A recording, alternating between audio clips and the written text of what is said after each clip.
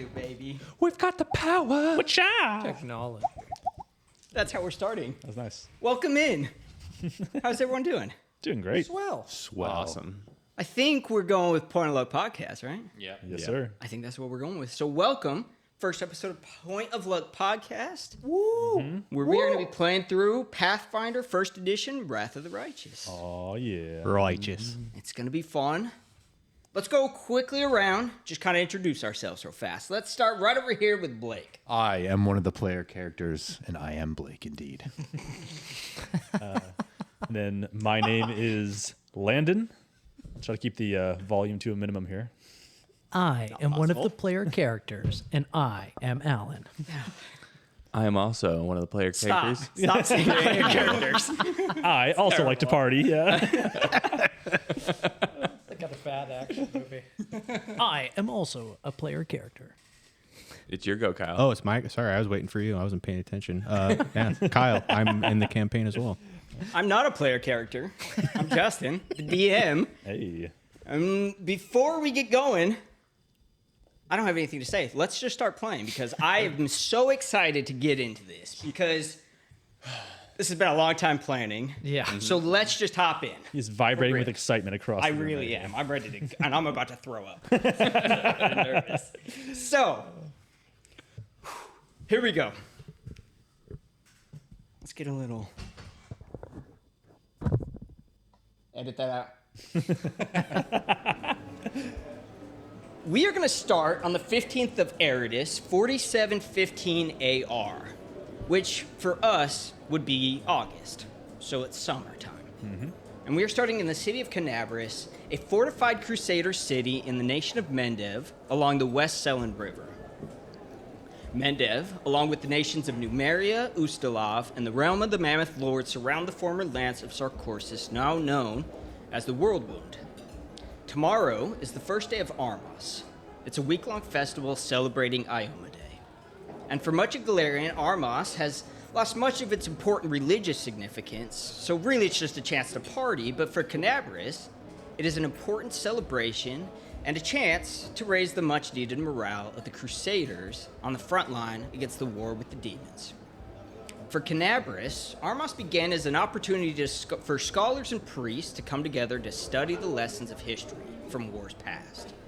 But over the last several years, this holy day has become more about training commoners in weaponry, choosing squires, and ordaining new priests, and over time, Armas has grown to encompass jousting competitions, mock duels, battle reenactments, and other festival events. For whatever reasons you have coming to Kenabres, the 5 of you find yourself, city of Kenabres, the night before Armas Day, and like most of these stories start, we are actually starting in a tavern.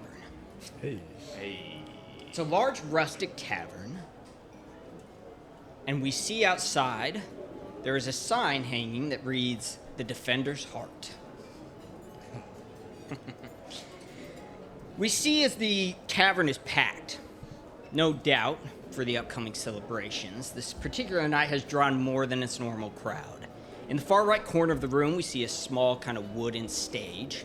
There's a few musicians up there playing softly, and we see there is a bard on top of the stage.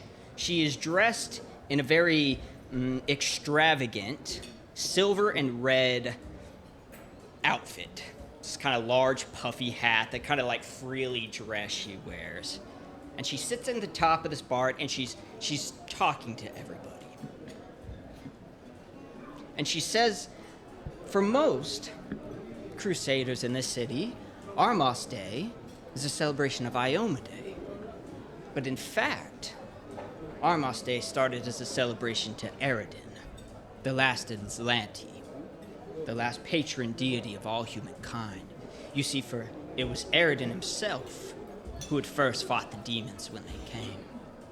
Some 200 years before the opening of the Worldwound, cultists and a combination of druids deep in the Sarcoursis lands began to be deceived by Discari, this lord of locusts. And through some combination of blood sacrifice, the echo of Discari, an avatar of Discari, was released upon Golarion. For 3 years, Eridan came from his home on Axis and united the tribes of Sarcoursis, banding them together before fighting a long, pestilent war with this demon lord, and eventually driving the echo of Discari into the sea of mist and veils. Some 200 years later, Discari was so afeared of Eridan that it was not after the death of Eridan in 4604 that the Worldwound, under circumstances we do not quite realize yet, he came to Golarion, splitting the rift, tearing this cosmic rift in between the abyssal realm and our own homes. With this, as she's talking, we pan around the entirety of the tavern. It's a different crowd in here tonight, mixed up of all sorts of races. Everybody's in here. Most are dressed in Crusaders' uniforms, armor. But we pan around to the countertop of the bar, this long wooden, as we see a man with a great sword on his back. He takes a long drink from a tankard as he sets it down on the bar. He uses the back of his forearm to wipe the last little froth off of his mustache. Standing next to him, we see a younger man, dressed in a breastplate with a symbol of a flaming sword upon it. Oh, yeah. Flaming. And we see in the crowd, we see an older elven man wearing a very simple blue robe with what appears to be these white little dots on it. It almost look like shining stars as he moves through the crowd. He moves up to this man at the bar, and he kind of taps him on his shoulder. Dan, why don't you describe who this man looks like? You see a tall man, 6'4", 6'5". He's got chainmail armor with a great sword. Long, dark hair, beard. It's not too long, maybe half an inch long with little flecks of gray in his beard. A little bit darker skinned, tan, with really dark eyes, maybe brown with some other colors in there, but just at a glance you can't really notice it. And he's got big old strong arms and a little bit of a cloak. Everything that he wears looks not dirty, but just worn. Like it's probably been reused for 5-10 years consistently. He turns around, kind of raises his eyebrow at this man. Older elven man. Older elven man. Yeah. And as you turn around and look at him, he taps the shoulder of the man standing next to him. Standing next to you.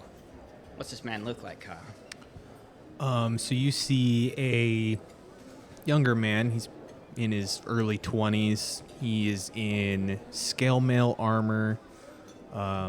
It has the symbol of Iomade. The cloth that he's wearing around the armor, he's in all white. He's got a hood on, long blonde hair, pretty kempt beard, pretty piercing blue eyes, and is, he feels a little uncomfortable just being in a crowd like this. It's not normally his haunt to be in a place like this. The man says, I apologize. He kind of whispers between you both. He says, the lady, and he kind of motions up to the bard on the stage, would like to speak to you two in private. If you would join me, I will escort you to the basement. The one giving this little tale about some shit. Yes. Yes, about that shit. The very same. She would like to speak to you in private. And he kind of like looks around, he's trying to see if anybody's like really paying attention to him. But most people are drinking and focused on the show. I look at my companion. What is your reaction? Are you familiar with this woman? I figured I don't know anybody here. Isn't this your home? It is, but I'm afraid I don't know this woman. I know this is most unfamiliar, but Please, it is of the utmost importance. Of course, sure. We will meet. We will meet. It will be fine. Fine. So with that, he kind of leads you two back, swerving through the crowds until he escorts you down into the basement of this tavern. As that happens, we cut back to the bard, still speaking to the crowd, and she says, "It is only thanks to the strange anomalies and the weather that happened after Eridan's death, along with the strange interaction of the very abyssal realm turning into ours, that the demons were unable to expand rapidly. You see, when the abyssal realm came in, rivers would dry up overnight, deep fissures in the earth would crack, and Eridan's death brought about strange thunderstorms, roiling waves that we have never quite seen the like of. And in that time, we were able to amass an army. Now, many people think it was Iomede's army that first had come to the rescue, but in fact was the Knights of Ozum, the Guardians of Lastball, watching over the tyrant, the Whispering Tyrant. They were the first to respond, setting up a barrier before the demons could expand. After Eridan's death, it was many of the Yeredites who had fallen in with his former inheritor, Iomede herself. And there, in the city of Mendev, they organized the first crusade. But it was not just Iomede. It was also the dwarves who came to the rescue. In fact, the city here is fashioned by the like of dwarves who came in and fashioned the city in that of the sky citadels from the river kingdoms. With that, we pan back around the tavern, and we see a dwarf sitting by himself in this very crowded tavern, and he's got a plate in front of him of food and a drink, and he kind of meticulously moves the plate ever so slightly back and forth till it's just right. We see the same elven man weaving through the crowd as he makes his way to this dwarf, taps him on the shoulder. And what's this dwarf look like? This dwarf, about 4 feet high, so normal dwarf height. He's has his hair pulled back in kind of a man bun that's meticulously kempt, along with the beard. It's kind of pulled down. The thing, normal dwarf, very unkempt, but this one is like, it's well oiled. It's well brushed. It is just immaculate. Is the only way to describe it. The beard pulled down to his chin, and it has a few small pieces of I won't say wire, but rope or twine. Thank you, to keep it just well kempt on the front and back. So it's pulled tight on both ends, sheening, glistening, sort of like light brown hair. Sitting there in sort of just light robes as well. Same man comes up to you and he taps you on the shoulder. Ah, who is that? Apologies. The lady would like to speak to you in private, please. The one singing up there? Yes, if you could whisper quietly, please. Again, that same thing, he's kind of like looking around and seeing if anybody is kind of watching him. The dwarf kind of eyes the gentleman in front of him.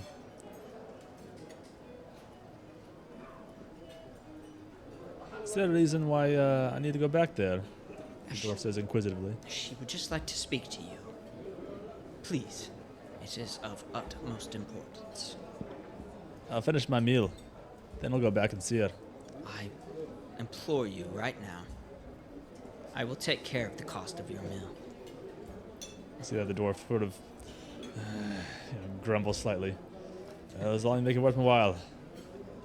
Sure. And so with the same thing, he takes you through the crowd and down into the basement.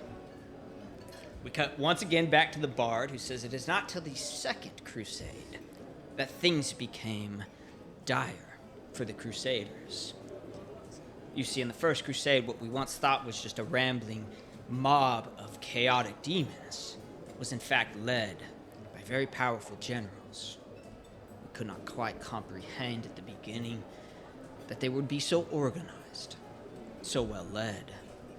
And so in the second crusade, to much regret, the leaders had decided to surrender the lands of Sarcoursis to the Worldwound, instead focusing on erecting ward stones, like the one we have in this very fair city, that helps prevent the spread of this demonic plague. With that, we cut back across the room, and we see in the far corner of the room, it's very well shadowy, we see a group of 3 men sitting around. There is a dwarf, a tiefling, and an Aasimar sitting together. And you can see, by the way the other Crusaders walk by them, they don't even acknowledge them at all. Or every once in a while, you'll catch somebody kind of giving a dirty eye to the 3 of them. Same man weaves his way through, approaches the Aasimar man sitting with this, and taps him on the shoulder. What's he look like? Well, what you see before you is, as described in Aasimar, but it's almost difficult to tell because Aasimar are usually known as these kind of like vibrant, radiant sort of beings, and he seems almost like wrecked, very dirtied. His armor it has kind of like a gold lining, but all of it's very like smudged and beaten. The only thing that looks like somewhat kept together is this tabard that is shawled over his armor, but even that almost looks like it was designed to look bad. The rest of his uniform consists of a lot of like empty vials, some type of rusted knife, and he himself just looks extremely emaciated. Shaved head, and normally Aasimar are seen with wings, especially at this age, and he is sporting no wings. Oh. Very disheveled looking. It's the least offensive thing you could say about him. He's a less breathtaking Keanu Reeves. Love it, yeah. Is he bald? He, Or should we save that? to be determined, To but I TBD. think, Okay. yeah, I think Not canonical yet. it depends on when this happened. If it would have grown, because I like if he's, Okay. yeah. The man speaks up and he says, excuse me. I would much appreciate it if you came with me. The mistress would like to speak to you in private. He kind of looks around to double check that it's just at him, Yep. and without a word, he just gives a simple nod and stands up. And as you see it almost the length is kind of like unreal. Just sort of like this kind of, you thought he was smaller, but he gets up and it's this sort of 6'5", Oh. just like a taller looking gentleman, but just walks over, asks him where to point or where to go, and begins to follow. The man starts leading you and he says, thank you for your cooperation, Master Azarian. The least I can do. And lastly, we cut back to the bard one last time. She is still addressing this very captivated crowd. And she said, and you notice that as she gives this soliloquy about the Crusades, she kind of glosses over the Third Crusade very quickly. And instead, she's now focusing on the Crusades today. She says it is only through faith in the gods themselves will we be able to triumph. And that is what Armistice Day is here for. A celebration of the gods themselves, for who are we if not blessed by the divine power and the struggle against ultimate evil? And a couple crusaders in the tavern, aye, kind of pen. And as she's giving this kind of rousing speech, one more time we see the man walk through, and he approaches a table that has 7 men all sitting around together, dressed in black cloaks. And they wear these strange pendants upon their cloaks, as keeping them, pinned together, that look almost, what did I say before, Egyptian in look, kind of these silver pendants. That Hieroglyphic. Like a hieroglyph, exactly. She approaches one, taps him on the shoulder. What does he look like, Blake? You see a wizardly-looking fellow, a human man, about 5'10", thin build, medium-length hair, so blonde it's pretty much white, piercing green eyes, of course, dark robes, and then he is portrayed by Tom Felton, a.k.a.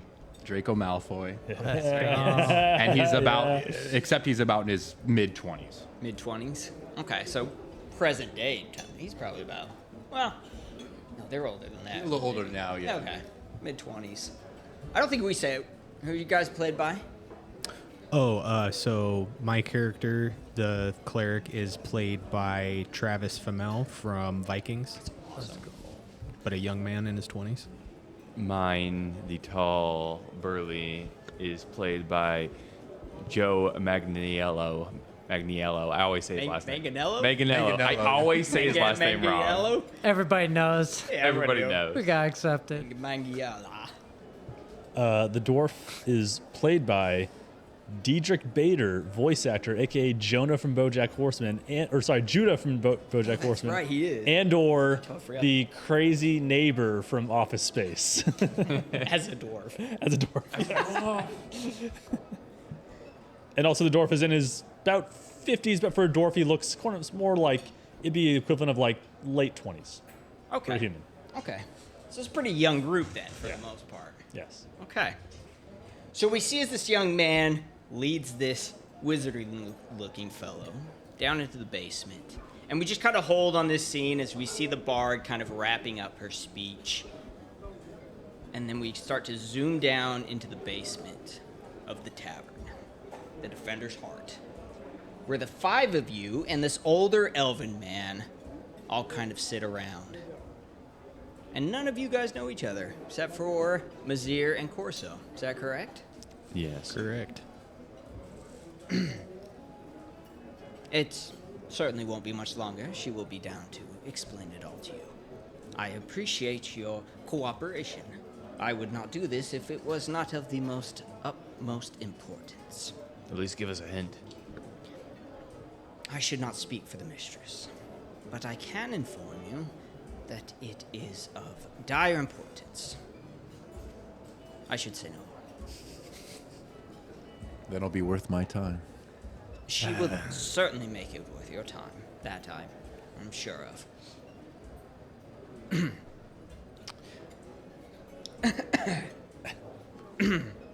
Should be any minute. She should be done. Looking around.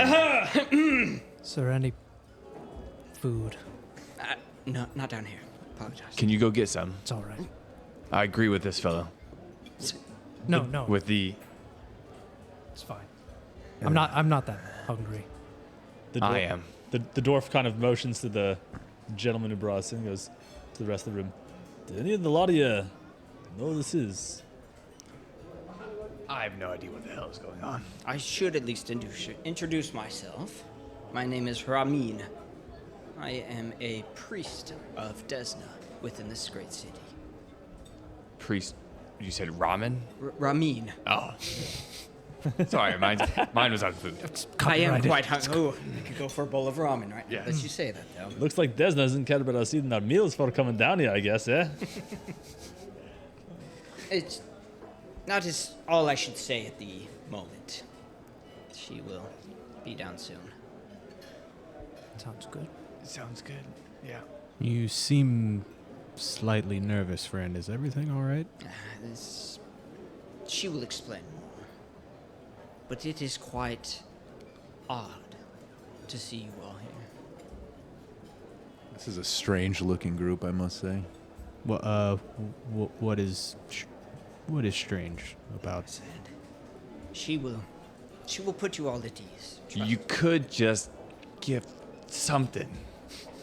I should, and with that, we see as this bard starts to step down. We hear like the round of applause from upstairs as she walks down. She looks at all of you and she says, "I understand. This is very strange. So let me answer for you before you have many questions, I am sure. Priest Ramin here has helped me over the last few days. For the last 10 days, I have had the same reoccurring dream. And this close to the Worldwound, one is often curious as if a dream is a prophetic dream from the gods, or if it is a nightmare from the abyss. I've had the same 10 dreams in a row, that every night I see a horde of demons, so powerful and large in number that they begin to blend together like a singular darkness, like an entire wave of evil crashing over everything it falls in front of it. But in this dream, this mass of demons is led by a single woman with stark red hair and burning red eyes. And she cackles. And in my dream, I see the Wardstone, bathed in a beautiful golden light. And this mass of demons, this roiling energy comes tumbling at it. And all I've seen is 5 people standing in front of the Wardstone, like bulwarks, guardians against this pure wave of chaotic evil. And when the wave crashes upon you, it is not you who break. It is the wave that bends to your will. It spreads around the Wardstone and dissipates into nothing.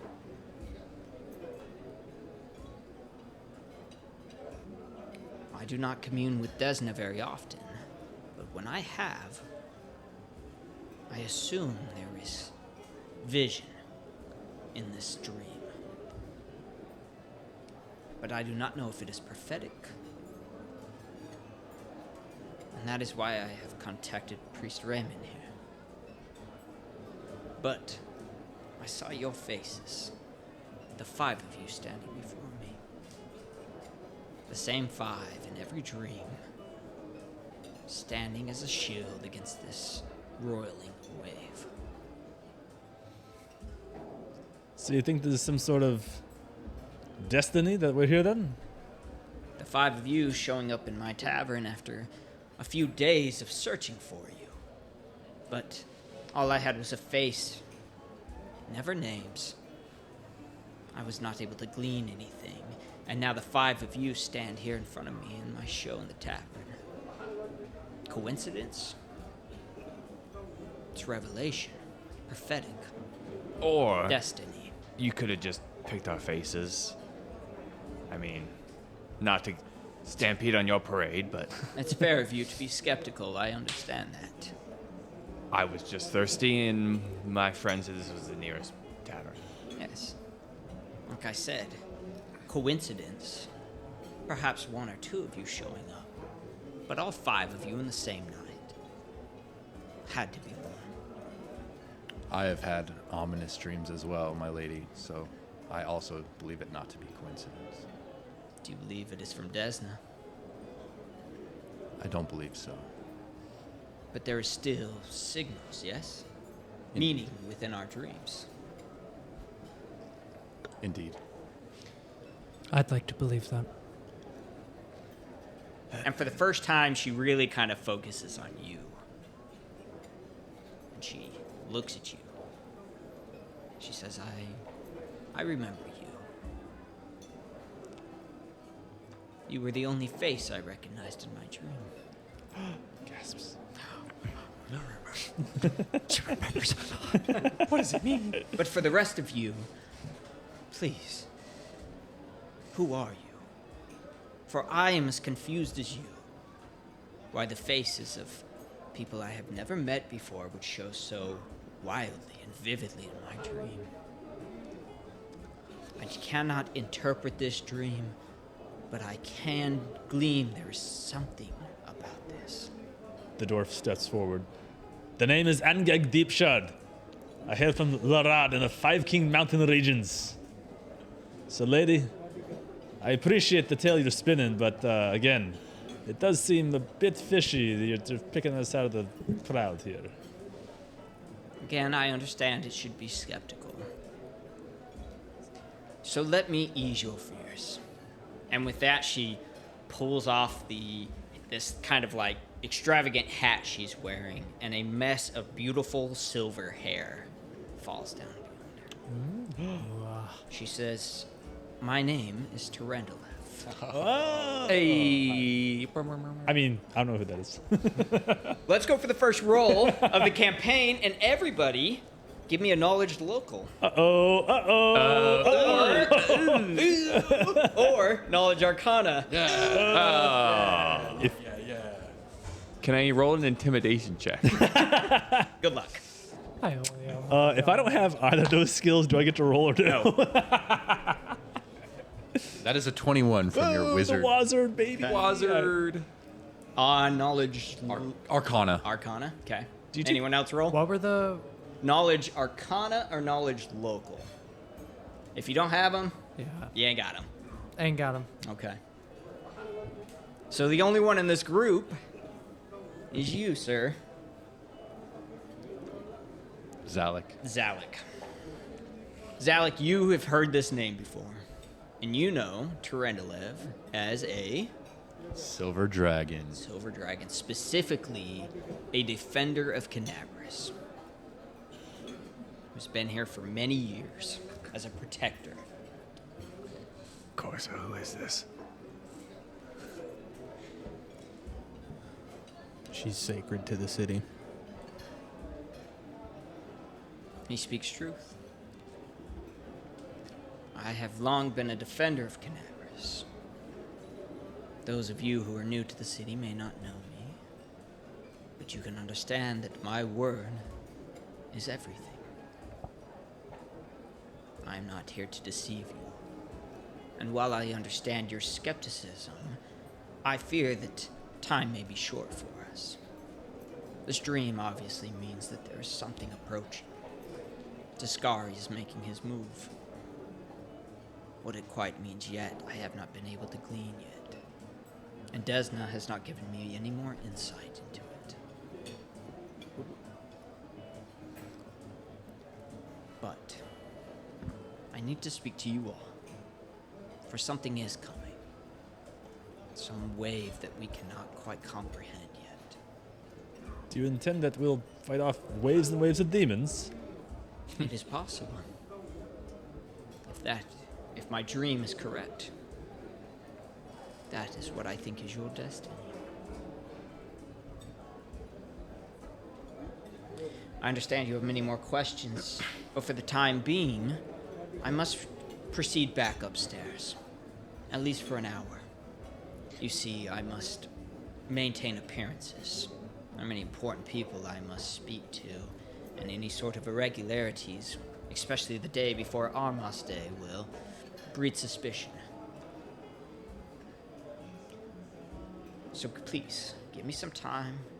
And she writes down a little bit of an address and she tells you where it's at. She says, I have a place you can stay, at least for the next hour, and I will come and talk to you. I will answer every question you have. And together, we will glean what kind of mystery this dream means to me. Please, that is all I ask of you. Will there be food there? Mine's sitting on cold on a plate back in the tavern. Yes, you are free to have whatever is in store there. Well, do the lot of you feel like this is something that's truthful? I'm always down for food. I trust her even more now that I know who she is. By the way, what's your names? You over there, the skinny twig. So Which one? Zalek steps forward and he says, I am Zalek Stroh. I hail from the mighty nation of Geb. I'm a wizard of the prestigious Eben Mausoleum. Oh. From Gab. All right. Geb. And dwarf, what was your name again? The name is Engeg. Engeg Deepshard from the Five Kings Mountains. And you? Azarion. Azarion. Yes. Just Okay. Forgive my friend here. He will mispronounce all of your names many times. as will I. And what of yourself, tall one, as he points toward the large barbarian next to him? I am Mazir. That's it? This is my friend Corso. Right? You pronounced my name correctly. Yes. Took a few times. So you guys go? Before we leave, I would want to ask just one last thing when we go to the dragon. Just in your visions, did you happen to see any other bodies, women, children, anything? No. There's just the 5 of you. On the outskirts of the dream, I did see other shapes and figures, but so far those have never been revealed to me yet. Oh, that's more than enough. Thank you. Please. Just an hour's worth. I will be back to answer all of your questions. All right. I say we Sorry, go. but I must leave for the time being. Oh, And she well. heads back upstairs. As she's heading upstairs, Corso rushes. For initiative? No. Stand in the back. Get back here, woman! Corso does rush up to her out of earshot of the group, Stopping her as she's kind of halfway up the stairs. and he, reaches for her hand. Lady Terendelev, Yeah, yes. you know who I am. I know your name. In your dream, can you tell me what the woman leading the horde looked like? I cannot say more. She meshes with all the other forms of these demons. So it's just these eyes that I see. Well, perhaps if we speak again, maybe I can tell you who the woman is. I hope to, with the 5 of you here, conduct some sort of dream ritual. Under the guidance of Desna, perhaps we will be able to glean more. That is my hope for tonight. Find some answers. We will talk more, but I've had many nightmares. It is very common this close to the abyss. Corso turns back down, heads with the group. So she leaves upstairs, go talk to a few people. She's got to keep up appearances, make her rounds, and you guys head off. As you guys find yourself now at her place. It's nighttime, night before Armas.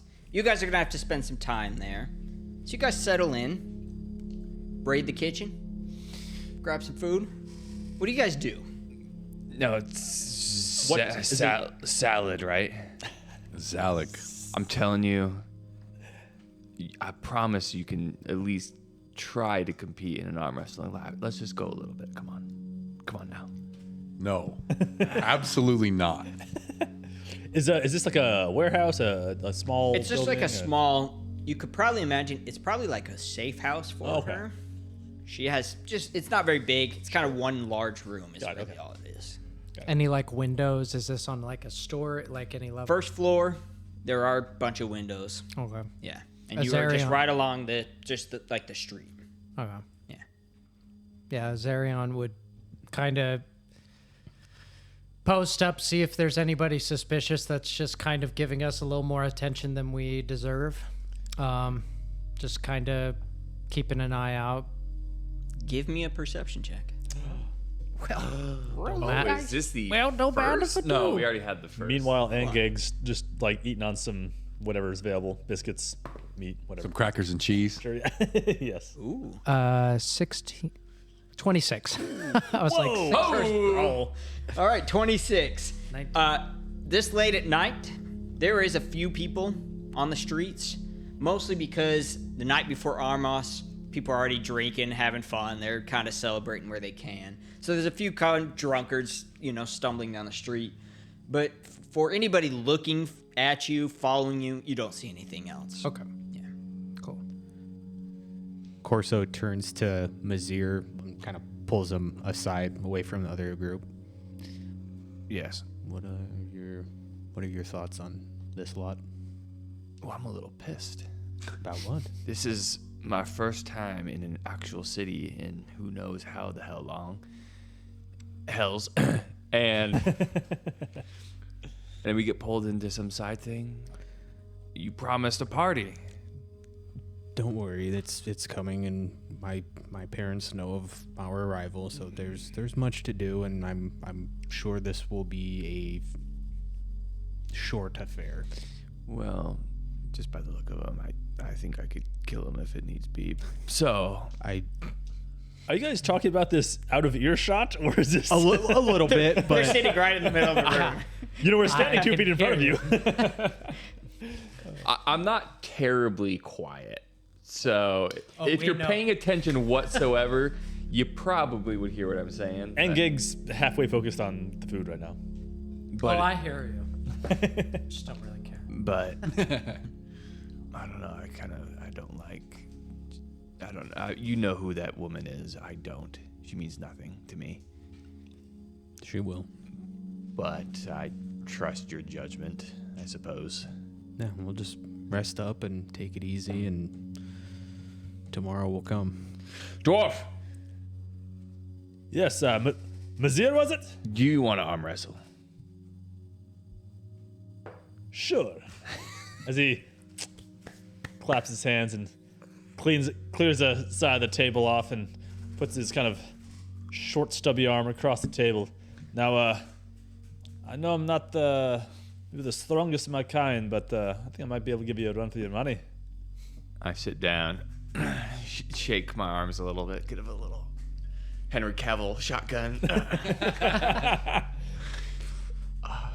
And what do we just straight roll or? Yeah. We're just gonna make this a straight strength roll. All right. And Gig takes the robes he's wearing kind of go, they're sort of tight around his torso, but they do kind of go down to sort of elbow length on the arms. They're sort of more loose and billowy around the arms, but he sort of takes it and pulls it back and then, rolls it up to his shoulder so his arm's nice and free. There's a Give me your roll, bruh. finger wag. As I get in there. Straight strength DM. Straight strength. So just your modifier. Oh, that is an 11. I also rolled an 11. So just a match of as you both just hold there, straining against each other. You think you're strong there, barbarian? You have a few tricks up my sleeve. There's a little sweat coming down Mazir's brow because he was expecting to dominate. The dwarf is a lot stronger than you think, though, and so you guys are just like locked in this, just shaking against There's each other. something called leverage just talking about his little stubby shoulder. It gets to cock the wrist and start pulling it, and you guys, the three of you, are just all watching this as this is happening. As this is just pushing against each other. 26 on your perception.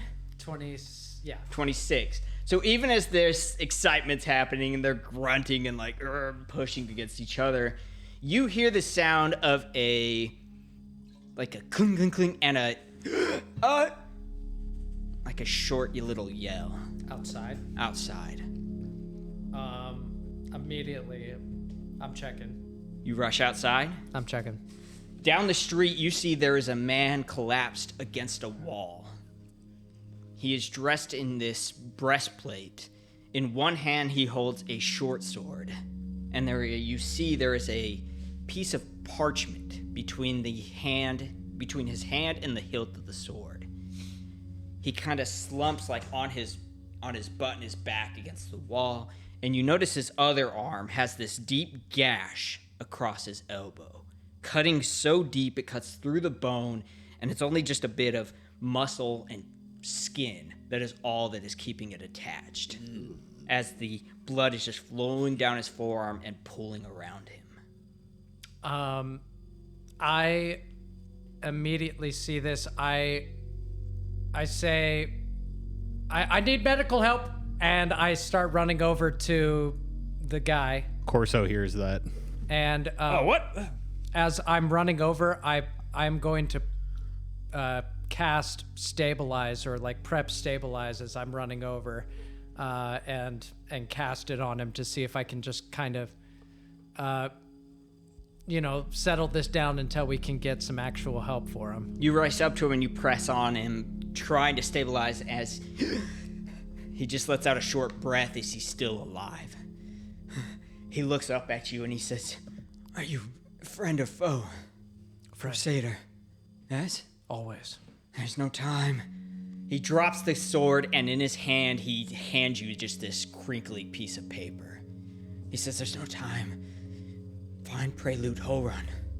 Give it to him. He's the leader of the Mendavian forces. Or you can give it to my commander, Irabeth Terrorblade of the Eagle's Watch. There's no time. Take it to him directly, now. They must know." I will do that. But we need to make sure you're safe. There's no time. There's no time. They're just off my tail. And he coughs up blood just spilling out of his mouth. Corso, I imagine, arrives on scene. What the hell's happened? I said there's no time. Take that and give it to them. Do not trust anyone else in the city. Friend, I can heal you. You are There's no time. bleeding If you heal profusely. me, they will know I'm gone. You need to run. I will buy you as much time as I possibly can. Who will know? The Templars of the Ivory Labyrinth.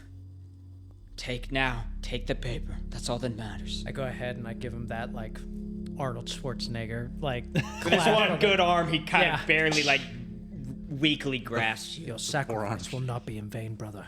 I pray the Torag will protect you. Take it, now. Run. Checks.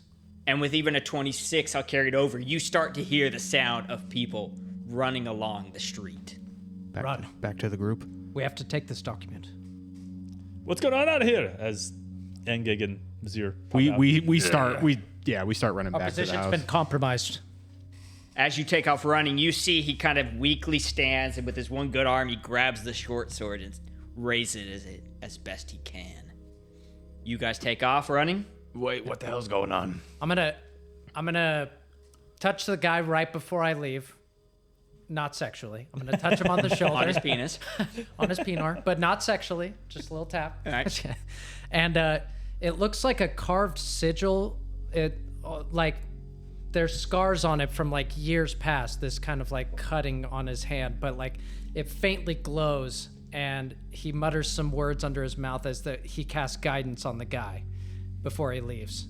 He says, "Desna guide you." And he grips the sword as best he can and just stands there. And you guys take off running? We get going. Doing that side to side look, like what? Our position's been compromised. We need to send this document over.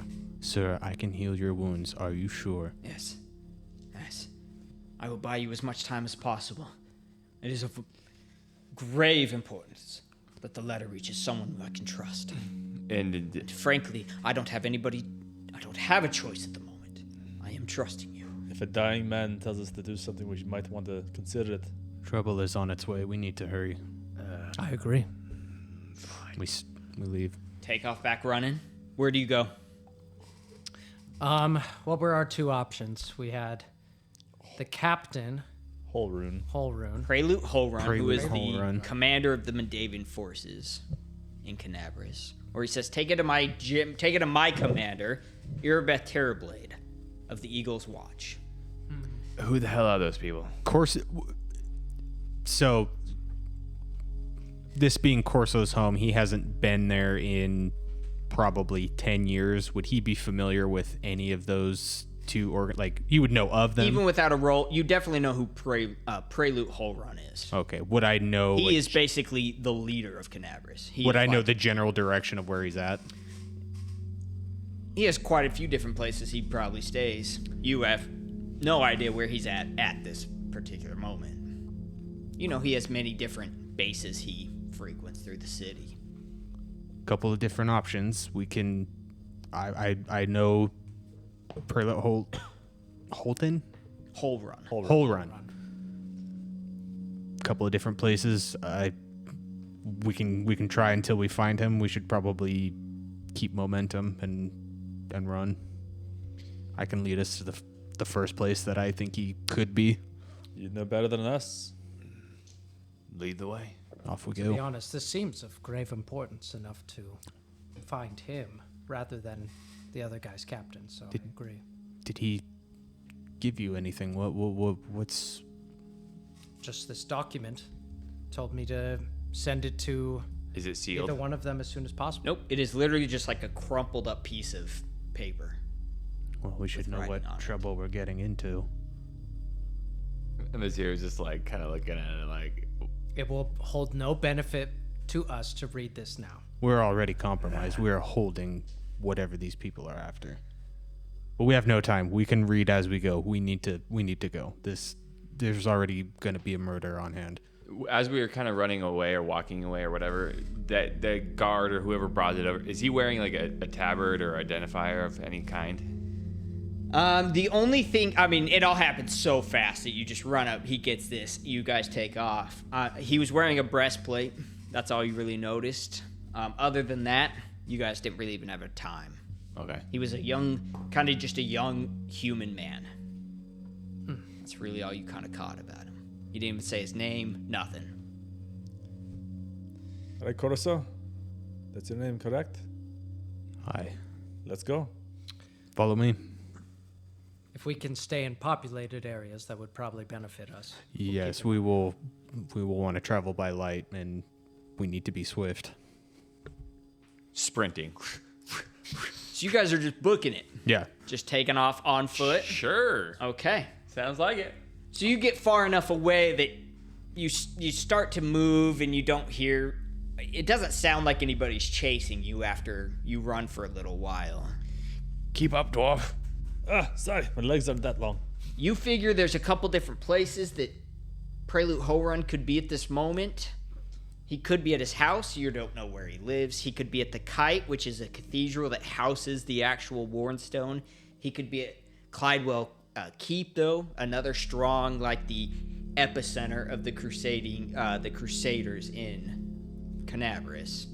In where we are, which one are we closest to? I imagine Corso's just like whatever the closest first location, he would head there. At the moment, you are pretty much in the far north of the city, and it is far south. You guys are going to have to make your way due south for another 10, 11 miles before you kind of reach the plaza where there's the Kite and Clydewell Keep. And that's kind of the epicenter of like the crusading effort. So If there's any chance he's in the city, he's going to be there. Yeah, we'll head. Yeah, Corso's leading them there. Is there anything else that we should do before this? What if the Yeah, read the paper. I would feel really bad if I did that. I won't. Take it. I just pull it I open. just had it look away. I just pull it open and look at it. Can the barbarian even read? Can you? Yes. Can you? What's your intelligence? He's got Actually, The See Jane run. You open the paper and it reads, Faxon, you did well to report your superior's mishandling of funds, and I trust that you will continue to serve as loyally in the weeks to come. You need not command the Kenabres Templars for long, for the city is about to die. I only wish I could be there to take part in its murder, for I have fond memories of my Red Morning massacre. No matter, I suppose, for your mortal kin will fall soon enough. As I said, Kenabres' days are short. Vorlesh has already left to meet with our Lord's daughter in the Abyss, to secure an Handrian crystal in the proper purity. And once she has what she needs, she'll arrive in Kenabres to finish the job, and to turn the wardstones fully to our use. You will know when she succeeds, I suspect. Praise Lord Baphomet, Monago. I mean, we don't know who that is. Who the hell is Vorlesh? we need to go now. If we don't find Prelate there, we're taking this to my family's order. Do you read this aloud? You read this aloud, right?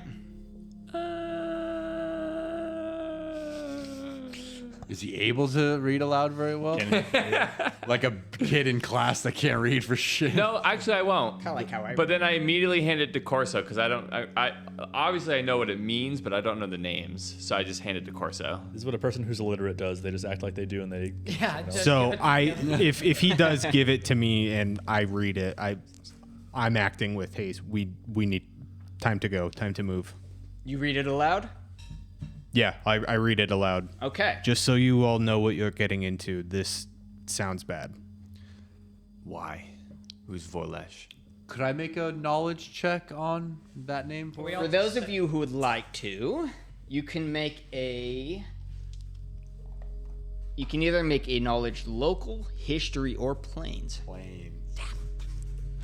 0 for 3 on that. All right, here we go. Stupid knowledge. Come on, Wazard. Man. Come on, Wazard. That's what you're designed for. 18. 18. Local, what was it in planes? Okay, with a knowledge of 18, the name Monago doesn't ring familiar to you. You don't know that name.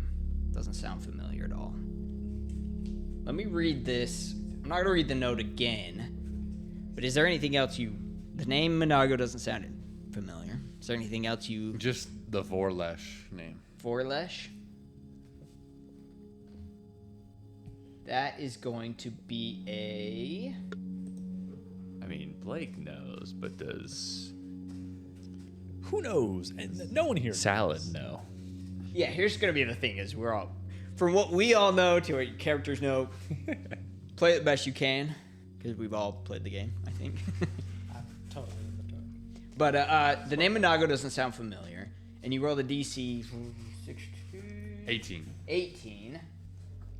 That also doesn't sound familiar to you at this moment. Wazard. Wasn't a great roll. Needs to hit those books harder. But I mean, the city is to be murdered and destroyed. That doesn't sound very good. No. So let's go. Time to go. Time to move. It sounds like demon talk. It is demon talk, and we must leave. All right, keep on going. And Gig bringing up the rear with their short legs. And as we're going, not only will we need to get this information to my family's order, but we will need to convey this to Lady Terendelev. We're booking it. Okay. Just running through the streets? Yep, sure. Want to hail a cab or something? I know, it's like a freaking 11 miles? Like 11 miles down. Jeez. And it's late at night, right? It's pretty late at night. It's about 9:30 p.m. or so. There's got to be a carriage nearby. You don't want to get a carriage? I might be faster. I'm than just you. kidding. If I truly sprinted. I'm a bit broke, so yeah, no carriage. Do we have any for me. money for that? Yeah, probably not. Broke is a joke. I don't know about you. Come, if we keep moving, we will get there. We're moving. So I'd say you guys run for about 2, 3, 4 miles before eventually it starts to catch up to you, and you guys all slow the pace to light jog as you were moving through the city. As we kind of stop to catch our breath, Corso wants to kind of look the distance they've traveled and just maybe do like a perception check. Like, are we being followed? Okay, go ahead. I feel good. A little jaunt. 20. Don't see anything behind you. I'm more of an endurance runner. Do you see Friends. something? Let's go. And you guys took off so fast from this guy, you don't know what was coming around to get what he was running from. You didn't hear anything coming after you. You didn't even hear the sound what happened to him. You guys were running so fast. Another mile, 2 miles. You guys moving at a brisk pace, having to stop to take your breath every so often. And by now, streets are almost abandoned at this point. Only the stars, the moon giving you light. As this group of 5 random people, only 45 minutes ago, had never met each other. You guys all just see in the distance is Clydewell Plaza. And I imagine when you see it, it's beautiful. It's set up for the celebrations tomorrow. There's banners and put like these, streamers everywhere. You see in the corner there's where the jousting competition is going to be. It's all set and ready to go. And in the distance you see the kite. It is this very dwarven looking cathedral that houses the Wardstone. And you could see the tips of the spires in the distance in this nighttime.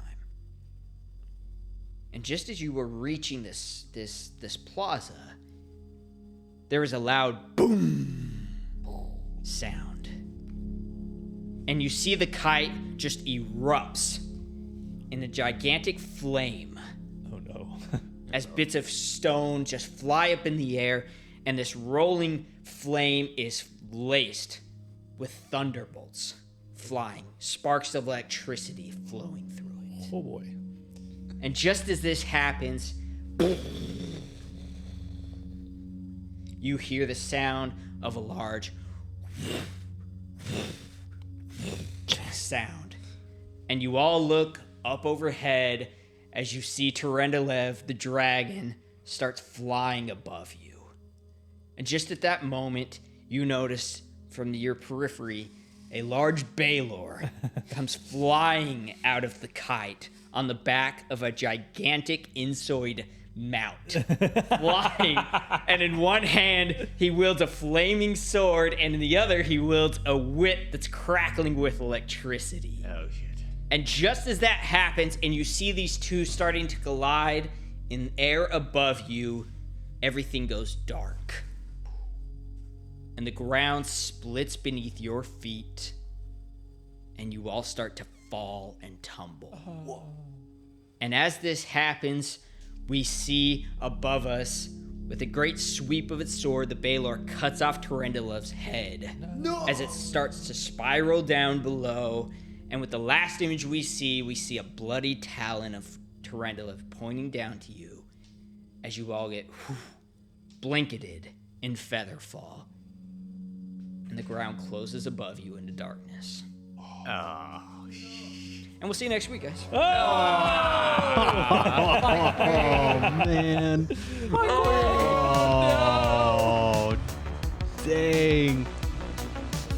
she did it. That girl. Thanks for watching this episode of Point of Luck Podcast. Catch another episode every Tuesday, 8 a.m. Eastern Standard Time.